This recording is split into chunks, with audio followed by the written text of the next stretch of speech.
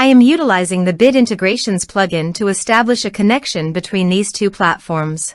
Let's go to Bid Integration Dashboard. Now click Create Integration. Now search and select Trigger, which is MetForm. Select a form. Click Next. Search and select SliceWP. Connect. Next. Choose an action. Map the respective fields. To complete the integrations, you must log into your site.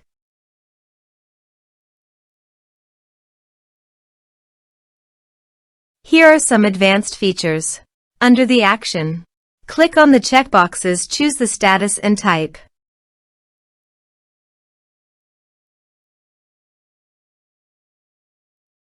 Here is the conditional logic you can use for your own requirement. Next.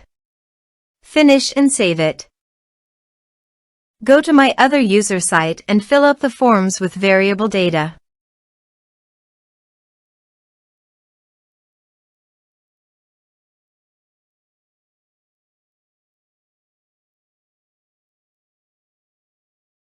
Submit it. Now go to your SliceWP dashboard. Navigate to the commissions. Here you can see that the commission was added successfully to the user affiliate.